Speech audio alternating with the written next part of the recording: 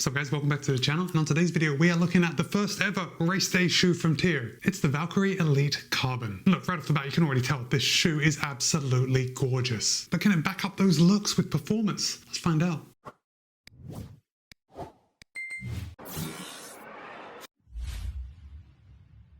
So yes, this is TYR's first foray into marathon race day shoe, and really they've checked all the boxes when it comes to design. They've followed the recipe and they've come up with a solid shoe. And of course they have slapped that expected marathon shoe price tag on the Valkyrie Elite, and no surprises that it will cost you $250. And as far as stack height goes, they're butting right up against the World Athletics maximum with 39.5 in the heel, 33.5 in the forefoot for a 6mm drop. Now as far as weight goes, they've actually kept this pretty light. Now it's not the lightest marathon race day option out there, but it's far from the heaviest. Now TYR claims that a US men's size 9 will tip the scale at 7.8 ounces or 221 grams. However, in my size, a US men's size 13, it tips the scale at 9.7 ounces or 275 grams. And for me, at least, this shoe does feel very light on my foot. So let's get started at the top. Let's work our way down. If I hold it up like this, you're going to see a nice, relatively thin heel collar. There is more than enough padding here to make it comfortable. The heel counter is actually quite flexible. It seems like it's just this overlay right here that is actually providing a little bit of support for the heel counter, but even without that traditional rigid heel counter, I didn't experience any heel slip in the Valkyrie Elite. The upper is fairly light, it's very breathable. TYR is calling it their hyperweave upper, and when I feel it, it's almost like a burlap sack material. And of course TYR isn't the first brand to actually use this kind of rough feeling material in the upper. I think it works very well because it can save weight, it's breathable, and it's going to be very resilient. Now TYR has reinforced this hyperweave upper with quite a few overlays. I'm going to hold it up and show you right at the front of the toe box. We have a solid overlay coming around there. We have the overlay coming around the back. And then if I hold it up, you can see right here, we have some reinforcement paneling on each side. And that is just going to keep that upper standing up off your foot and provide a good lockdown when you cinch down the laces. Now, for those of you that get a little tongue slip in your race day shoes, I know it does happen. The Valkyrie Elite is a shoe you're going to want to take a look at because there is no danger of that happening.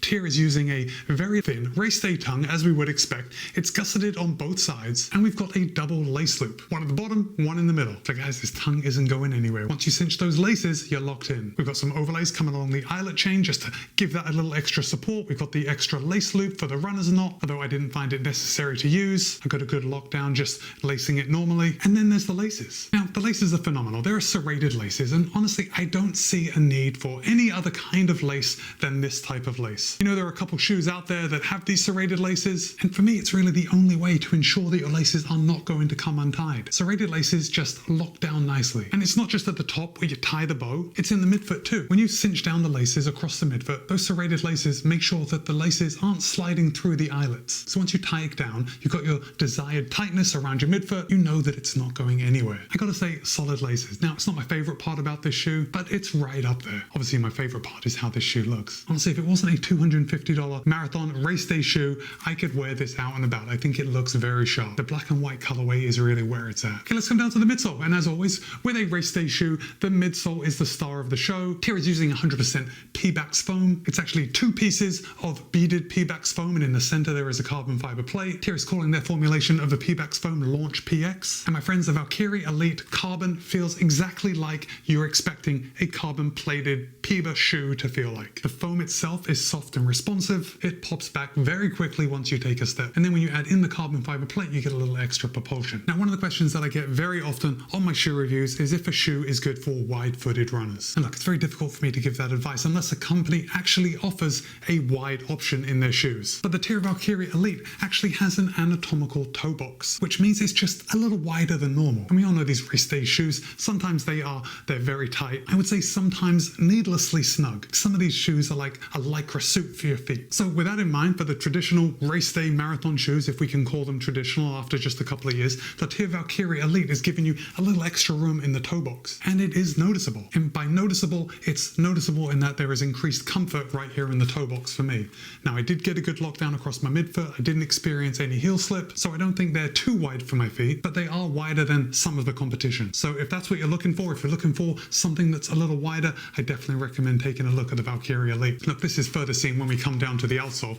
And first of all, you're going to see quite a lot of outsole rubber, which is great. It means these shoes are going to last for a fairly long time. We've got rubber in the key areas right on the back, but I also want you to see how wide this platform is. And this is something else I found in that it was a very refreshing ride because it was very stable. Now, without calling out any of the competition, you all know there's a lot of shoes out there that are just very unstable when you're picking up the pace, especially going around corners. I had no issues with that in the Valkyrie Elite. It very much feels like that center of gravity is just lower than some other shoes. And remember, we still got that full stack height of foam. So I think that wider platform is just really a benefit to the whole overall ride. Oh, and just quickly, the Valkyrie Elite does have a molded sock liner. It is not removable. So if you usually remove your sock liner and put in your own custom fitted insole, you won't be able to do that. Well, you may still be able to do it, but you won't be able to take out the one that comes with it. Anyway, moving on.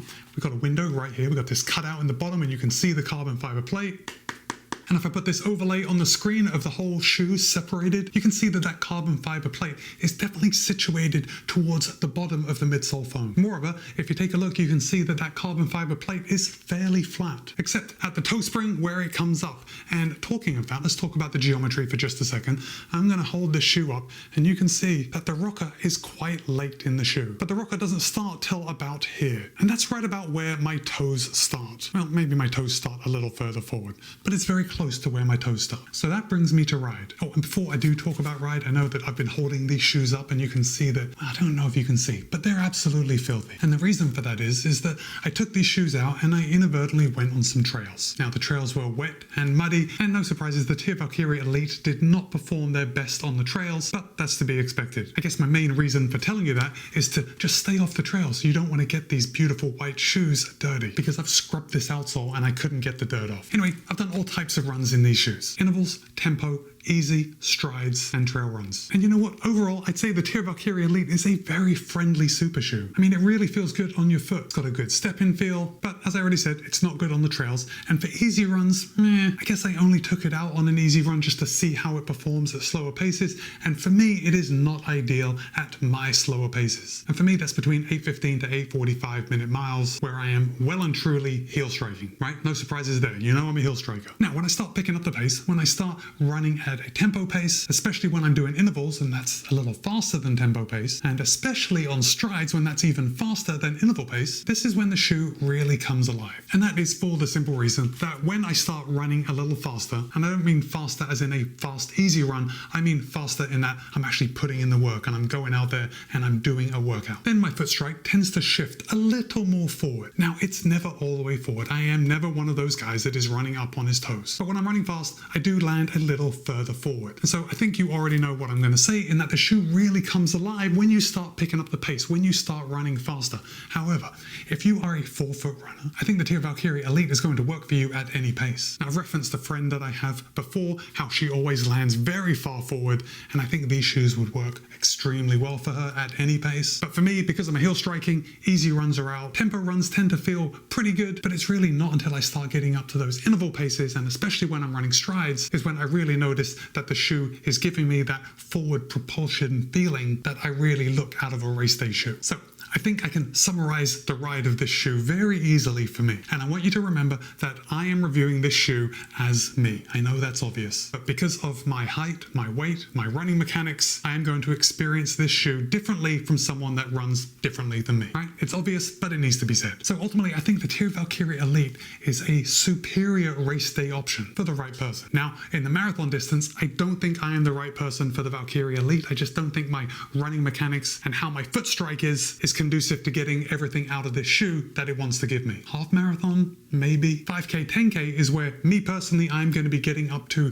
the paces, the speeds that I need to really take advantage of this shoe. Now, don't get me wrong. I could absolutely run a marathon in this shoe. It is comfortable enough, it's supportive enough, but because late in the marathon I tend to get a little lazy, a little tired, I start to heel strike even more, I won't be taking advantage of everything this shoe has to give me. So for me, it's definitely going to be more ideal at the shorter races where I can hold a faster pace for that whole time. So what does that mean for you? Well, first of all, I want to hear from you. I want to know how you run. I want to know about your running mechanics. I want to know if you are a heel, midfoot, or forefoot striker. And if you are a heel or midfoot striker, do you ever get up on your forefoot when you pick up the pace. Because if you do, the Valkyrie Elite is going to be a great option for you. Also, if you have a little wider feet, this toe box is absolutely comfortable, gives your toes room to breathe, feels really good. And if you don't like how a lot of race day super shoes kind of leave you feeling like a newborn giraffe and you've got wobbly legs because they're so unstable, the Valkyrie Elite again is going to inspire confidence. So yeah, I think TYR has done a pretty phenomenal job with the Valkyrie Elite. And if you have good running mechanics, if you tend to land midfoot to forefoot, I think this shoe is going to work out very well for you. So now it's your turn. What do you think of the TYR Valkyrie Elite? Of course, I want to hear if you like how it looks, because I know you do. Are you thinking of getting a pair of the Valkyrie Elite? And if not, what is your super shoe of choice? Let me know in the comments. But for now, it's Matt B. This has been my review of the TYR Valkyrie Elite Carbon. Be kind, be happy, run well. See you in a couple of days.